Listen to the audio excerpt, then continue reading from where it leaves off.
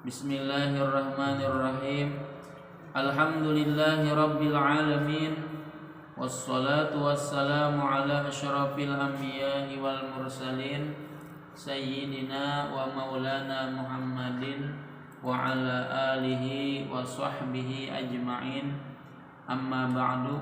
Subhanaka la ilma lana illa ma 'allamtana innaka antal alimul hakim. La haula wa la quwwata illa billahil aliyyil azim. Al-azizil alim adada kulli harfin kutiba wa yuktabu abadal abidin wa dahrad dahirin. Radiyallahu anni wa ankum wa an jami'il muslimin wa qala radiyallahu anhu. Alhamdulillah, bersyukur kita pada malam hari ini atas rahmat Allah, nikmat, taufik dan hidayah, sehingga kita bisa berkumpul kembali di dalam niat yang sama, yaitu semata-mata mengharapkan ridho Allah Subhanahu wa taala dan melaksanakan perintah Rasulullah sallallahu alaihi wasallam di dalam menuntut ilmu agama. Apalagi malam hari ini banyak muda-mudi, jadi jamaahnya banyak yang pemuda. Karena di akhirat nanti Allah Ta'ala akan menanya kepada kita, Fima ablaita syababaka, kemana engkau gunakan masa mudamu. Nah, itu disebutkan di dalam hadis Nabi. Pasti kita ditanya kan? Pasti kita ditanya nantinya, kemana engkau gunakan masa mudamu. Nah, jadi kita masa mudaku kugunakan untuk menuntut ilmu. Nah, daripada ada kekaruan, ya Allah, baik kita isi dengan hal-hal kebaikan.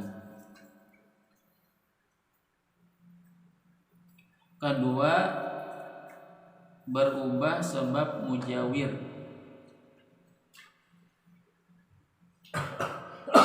Mujawir yakni bercampur dengan benda yang suci.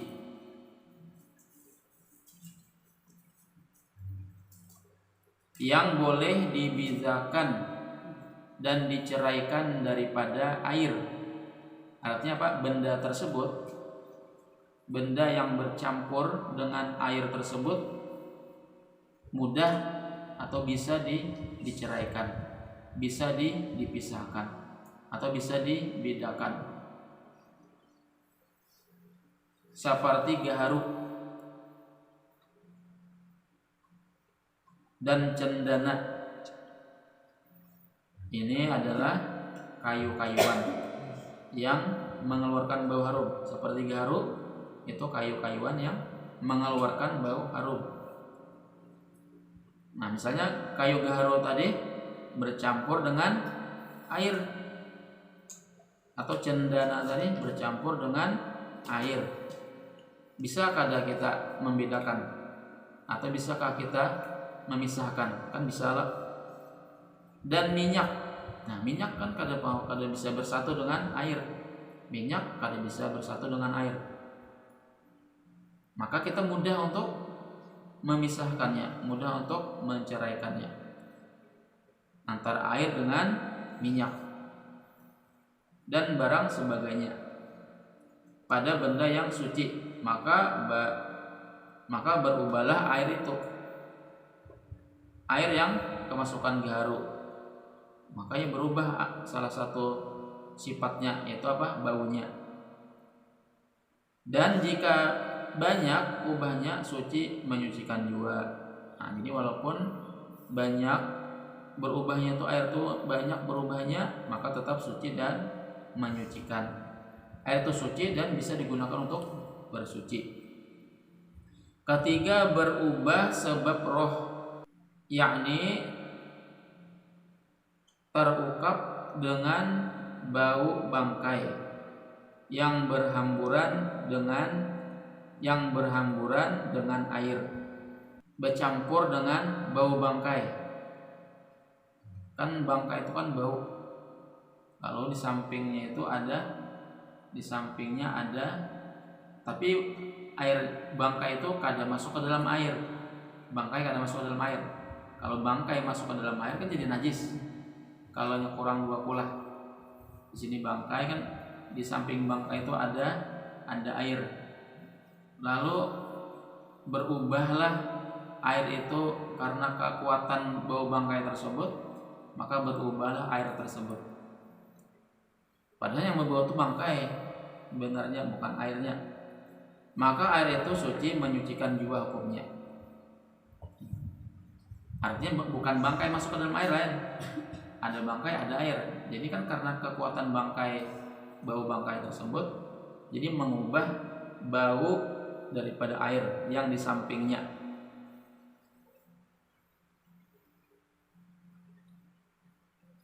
Dan air yang makruh memakai dia itu 3 perkara. Pertama, air yang sangat hangat. Artinya apa? Hangat itu panas. Air yang sangat hangat atau panas. Jadi air yang sangat panas itu makruh untuk dipakai. Kedua, air yang sangat sejuk. Apa artinya? Air yang sangat dingin. Ketiga, air yang terjemur pada negeri yang sangat hangat. Maka sebab makruh memakai air yang sangat hangat dan yang sangat sejuk itu karena memberi kesakitan pada badan. Artinya bisa membuat badan kita sakit. Air yang terlalu hangat atau terlalu panas, dan begitu pula air yang terlalu dingin itu bisa sakit, membuat kita penyakit atau mendatangkan penyakit. Dan tiada makruh memakai air yang aghar hangatnya dan sejuknya. Panasnya itu tidak terlalu panas atau dinginnya tidak terlalu dingin. Apa bahasa kitanya apa? Hangat pupuk, itulah hangat pupuk. Dan tidak terlalu dingin. Itu tidak menjadi makruh. Dan sebab makruh memakai air yang terjemur itu karena kata tabib bahwa ia mempusakai supak. Kata tabib atau kata dokter, memakai air yang terjemur itu bisa membuat penyakit supak. Bahasa Arab itu baras, supak, juzam, baras, kusta, penyakit kusta namanya. Maka air yang terjemur itu jadi makruh memakai dia dengan 4 syarat. Pertama, jika ada air itu terjemur pada negeri yang sangat hangat seperti negeri Makkah. Syarat air yang terjemur itu menjadi makruh. Apa syaratnya? Yang pertama, di negeri yang sangat panas. Nah, kalau negeri kita itu kada menjadi makruh karena negeri kita panasnya sedang. Kedua, jika ada air itu terjemur di dalam bejana yang kena tukul seperti besi atau tembaga atau barang sebagainya. Apa maksudnya? Bejana yang terkena tukul itu bejana yang terbuat dari besi, terbuat dari tembaga dan lain sebagainya, atau aluminium misalnya, sejenis besi, sejenis tembaga. Itu syaratnya.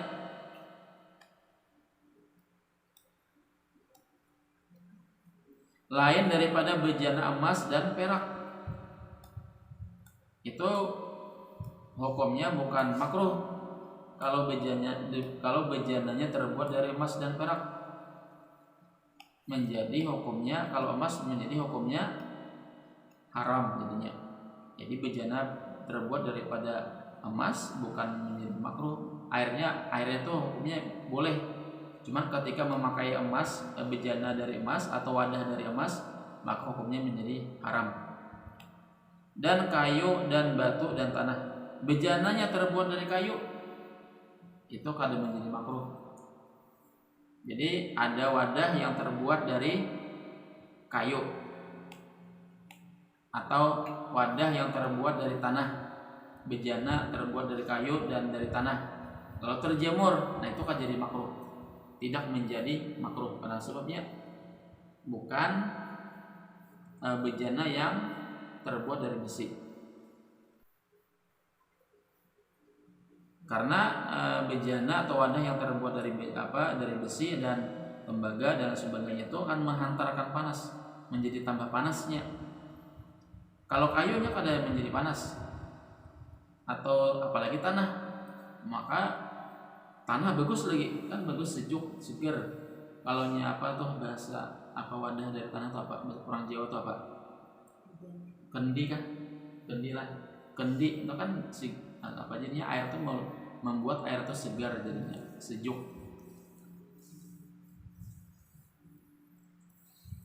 Orang bahari apa? Tajau kan? Tajau lah. Ketiga, jika ada air itu terpakai pada badan. Nah, airnya hangat kemudian dipakai di badan manusia. Jikalau pada memandikan mayat atau kuda.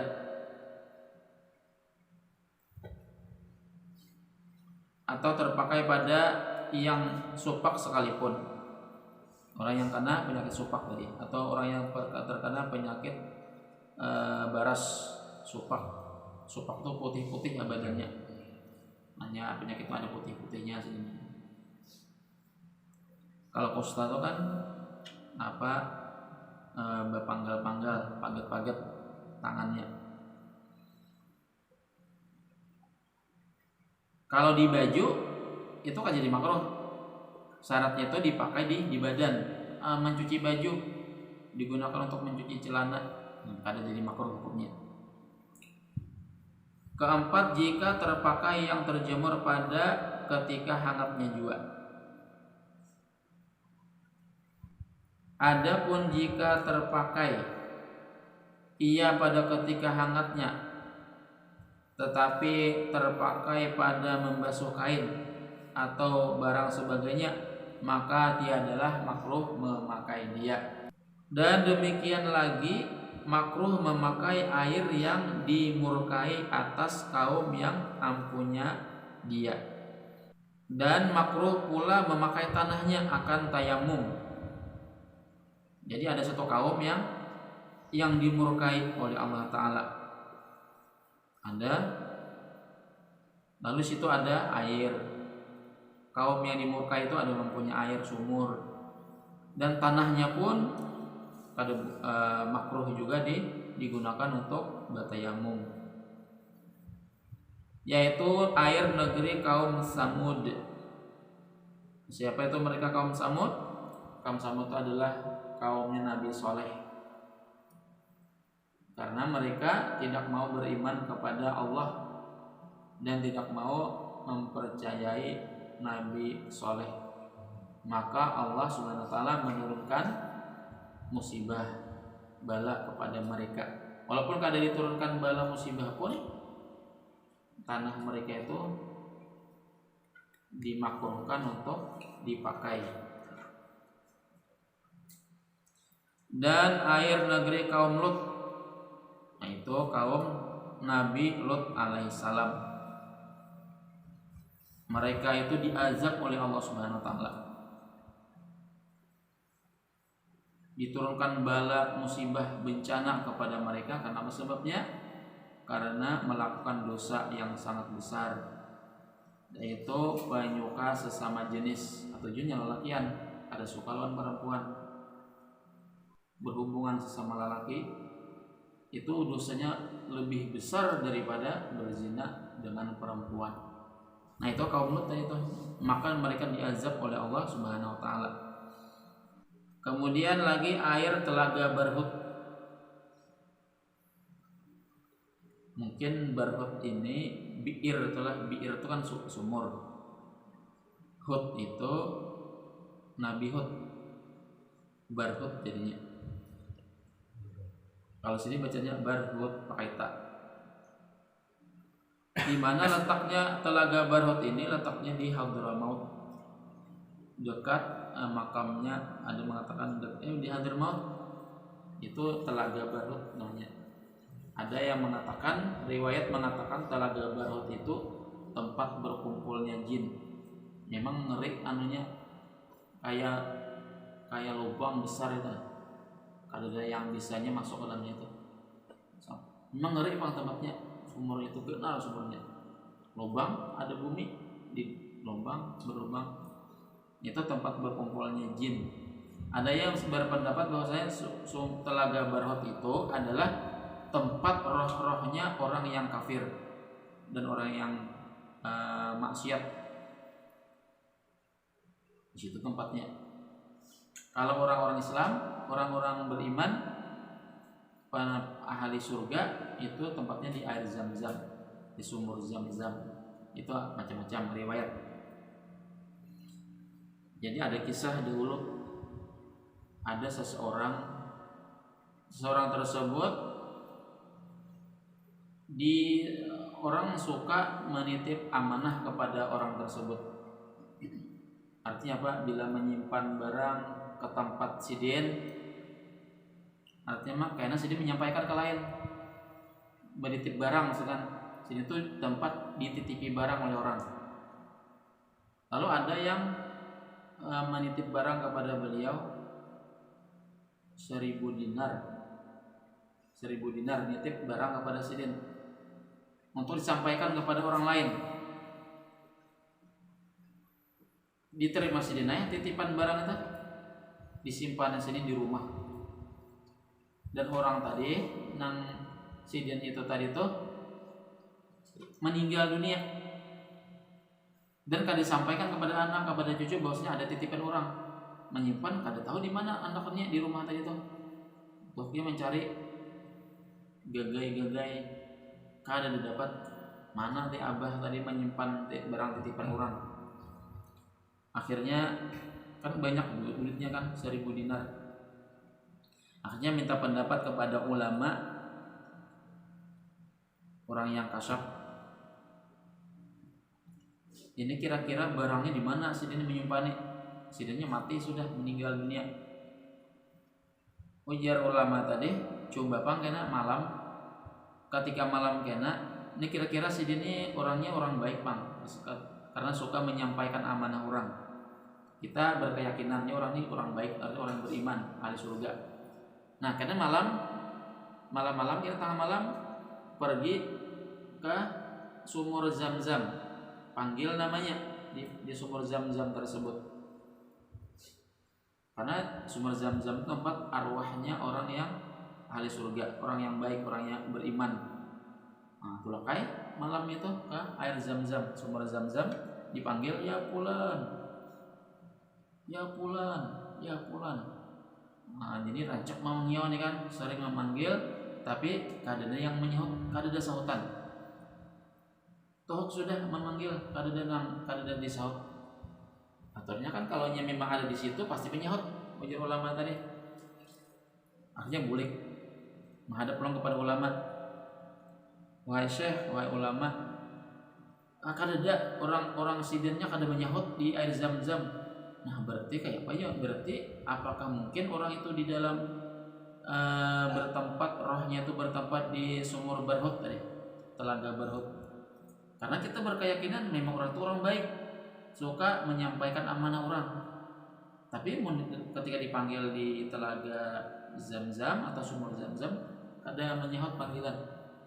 Nah, coba pang, cobaan pang yang tulang ke Yaman Hadramaut sana. Karena bila malam lalu dipanggil, ya pulan. Akhirnya apa menyahut apa jangan menyahut sekalinya. Bingung aja orang. Lalu takoni, anu mana duit 1.000 dinar pian menyimpan di rumah? Oh, adaknya di bawah tangga. Tabuk di tanah, di bawah tangga nya. Nah, anaknya tuh duit 1.000 dinar tuh ambil lah. Di bawah boleh apa di anu sekalian bujur ya. Bujur ada barangnya tuh. Lalu sebelum mulai itu bertakun, kan apa pinta ke sini? Saya tahu kami ini orang baik. Kenapa jadi tak sumber Barhut sini? Tempatnya orang-orang kafir, roh-rohnya orang kafir. akunya sidin waktu di dunia tuh ada dang sanak tuh sakit orangnya, kada kuhirani orangnya dang sanak tuh kada dihirani karena sakit kada dihirani. Nah itulah yang menyebabkan aku berada di sumur barhok itu. Ada yang mengatakan berarti itu memutuskan tali silaturahim. Kada pernah berhilang-hilangan memutuskan tali silaturahim. Itu tuh nang beratnya tuh nang memutuskan tali silaturahim. Kalau menurut kisah pertama tadi itu jangan berpilih kasih, baik nang sugih karena miskin, nah tetap dihilangi. Sama miskin kada dihilangi, misalnya kan nang sugih aja dihilangi. Kada pandang apapun sama, yang miskin atau yang kaya sama. Nah, jadi bilanya ada air di Telaga Barut itu, jadinya Telaga Barut itu bilanya siang ada banyak, tapi kalau malam surut. Nah, jadi berwudu di Telaga Barut tersebut, nya kayak sumur kayak gitu tuh lain sumurnya tuh ini buka kan di YouTube. Telaga Barut. Memang ngeri anunya luas aja tenang. Lubang tuh genal. Nah, bilanya wudu di situ makruh hukumnya. Dan air bumi Babil atau Babil. Dan air bumi Babil. Masuknya mungkin Jepang. Babilonia bisa. Di mana Babilonia tuh? Itu sekarang tuh negeri Irak dengan negeri Syria atau Suriah. Babilonia. Itu banyak tuh raja-raja berkuasa di Babilonia, Babel. Termasuk Raja Namrud. Raja Namrud lah. Raja Namrud ketika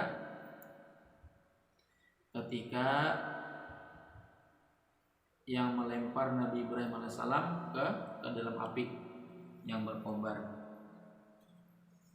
Jadi tanah situ makruh dipakai untuk bertayamum. Airnya makruh untuk dipakai untuk berwudu. Cuman kada seberatan berapa lah, mungkin ada satu wilayah aja, wilayah kecil. Artinya kada sekalimantanan misalnya kan, tapi ada di manakah, di kecamatannya kah, hanya wilayah kecil, nang Babilonia tadi. Dan air Telaga Zarwan. Nah, Telaga Zarwan itu telaganya zaman Nabi kita Muhammad SAW. Jadi di kisahnya bahwa itu Nabi kita tuh pernah disihir orang. Kalau wahyu itu disantet orang.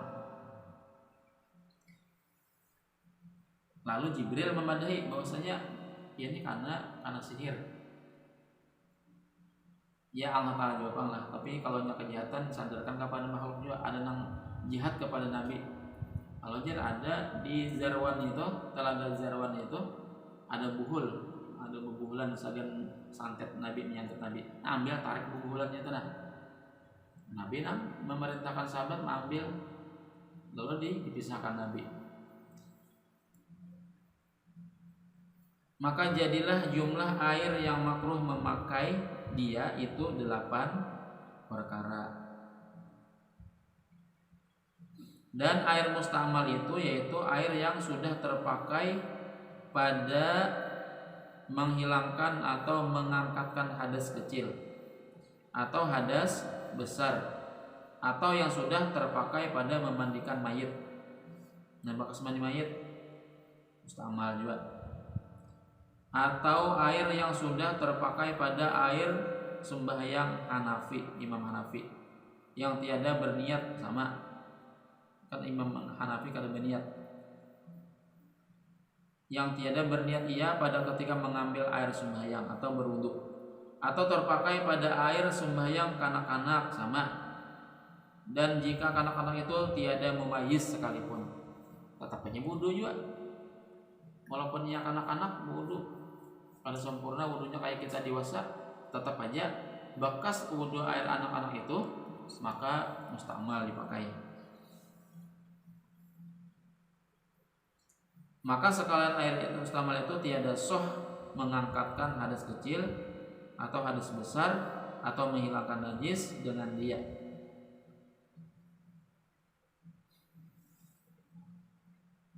Jadi mustamal itu adalah dipakai, bekas dipakai. Walaupun dipakai itu ke perancingan. Nah, ke perancingan. Bekas wudu kita ke perancingan ke wadah. Nah, wadah itu dipakai lagi untuk bersuci. Kada boleh lagi dipakai untuk bersuci. Jadi buang aja bininya. Kada boleh berwudu, kada boleh mandi wajib, kada boleh menghilangkan najis atau menghilangkan najis dengan dia. Dan demikian lagi jadi mustamal air yang kurang daripada 2 kulah sebab dimasukkan ke dalamnya itu. Orang yang mengambil air dengan tiada diniatkan akan gayung. Kemudian daripada sudah ia membasuh mukanya sekali. Jika 3 kali, jika ditinggalkannya meninggal dia. Nah, artinya apa? Bisa ada gayung, sedangkan culupain lah. Ada sah wudunya. Kalau wudunya ada sah, ada sah pula sembahyangnya. Gayungnya halus ya, imbir gayung halus. Gayung nang kurang 2 kulah. 2 kulah itu siapa? 216 liter. 2 kulah adalah air yang mencapai 216 liter. Bila kurang daripada 216 liter, kita wudu ke perancingan ke wadah itu, makul kada boleh lagi dipakai ini. Mandi wajib kah? Mandi wajib itu paling selamat kayak aja. Pakai keran aja lah. Pakai keran atau bila bak mandi buka anunya. Kecuali bila bak mandinya apa aja?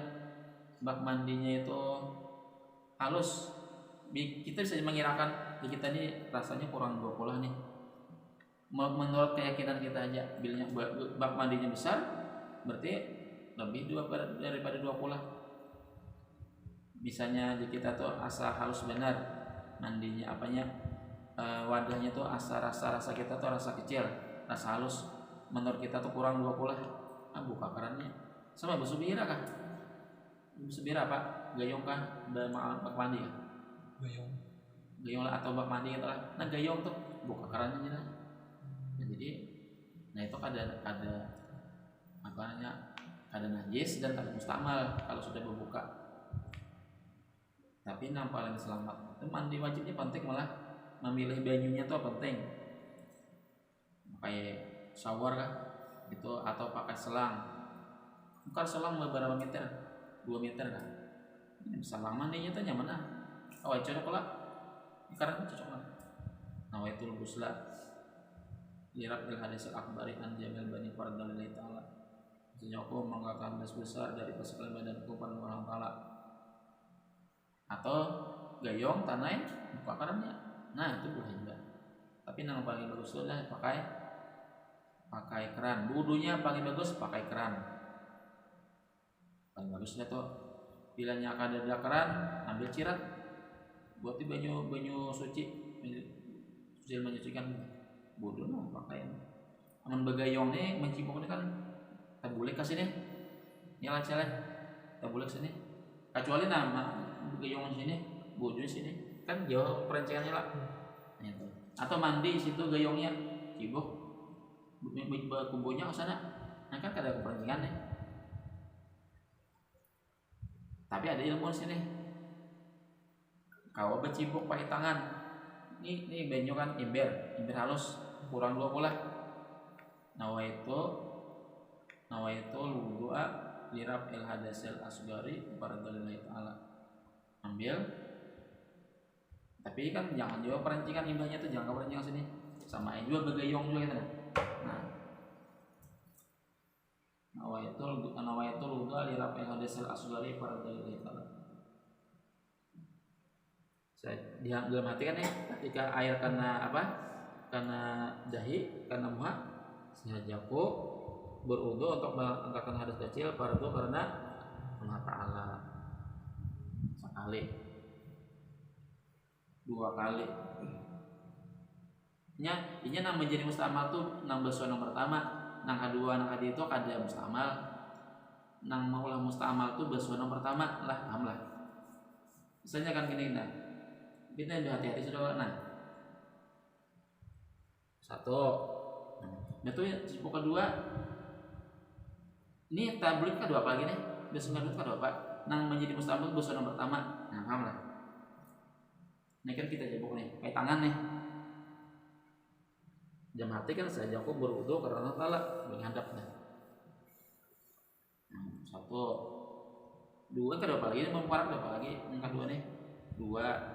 Tiga. Nah, sebelum membasuh tangan supaya kada mustamal nih tangan ini bas bodol ini biasa bakas basuhan muha supaya kada mustamal gayung nih sebelum mencelupkan air ke mencelupkan tangan ke air di gayung tadi itu sahajaku manggayung ini kan ada bacaan kan dengan niat bagayung sahajaku mencibuk baju ini niat bagayung. Jadi tangan ini diulah gayung, paham lah? Tangan ini diulah gayung, niat iktiraf namanya. Jadi dua puting kitab pada itu. Jadi kitab yang sebelumnya, kitab Jamaluddin. Insyaallah di dalam kitab Sabilal kita juga bicaranya sama. Jadi sebelum membasuh tangan, niatnya apa tadi ya? Niat gayung, niat bagayung. Tangan ini niatkan gayung. Nah, itu. Cibuk ulang sampai habis tuh niat. Jadi niatnya tuh kapan anak niat begayung tadi sebelum membasuh tangan imbah membasuh muha. Cuman dipraktikkan ini padahal kapan aja boleh walaupun pada waktu kepepet ataupun pada waktu nang kada kepepet. Cuman kita tuh nang kepepet aja kan gunakan. Walaupun kada kepepet sebenarnya ini ada keran nih, ini ada keran, ada gayung. Kita gunakan boleh aja. Cuman supaya kada apa namanya gunakan kerannya ada ngalih lagi gunakan kerannya daripada menggayung tadi itu. Nah, paham lah Sande. Paham lah. Boleh lah begayung nih. Jawab. Boleh aja. Cuman ketika sebelum membasuh tangan berniat apa tadi? Begayung. Niat gayung iktiraf bahasa Arabnya niatul iktiraf sahajaku menggayung karena Allah Ta'ala tangan ini dulu gayung dari itu niatnya tuh. Kalau misalnya ada nang melihati orang kayak itu, dia nang kayak itu kita kan bingung lagi. Oh ada sesuai di kitabnya, ada kitabnya aja, ada aja tuh ilmunya. Tapi menggayung bertanah kan boleh nah. Itu aja tahu boleh sudah. Kalau ada niatnya pulang boleh. Ya harus ada niatnya. Ketika sebelum membasuh tangan tadi. Jadi sebelum membasuh tangan seterusan aja sampai habis betis kena kan. Nah, itu panglana. Itu talinya pulang. Dicibuk lah. Ada nang itu ada biculok kita nah. Nah, gitu. Betis pulang. Nah, sembur gitu. Sebetulnya pulang. Cuman niatnya begayung ternyata. Tangan tuh niatnya diulah gayung. Nah, itu innamal a'malu binniyat tuh pentingnya innamal a'malu binniyat hanya saja segala pekerjaan itu tergantung dengan niatnya. Nang kada beniat orang nang beniat nang kada beniat lain. Nang beniat sah, nang kada beniat kada sah jadinya. Wallahu a'lam bishawab. Al-Fatihah.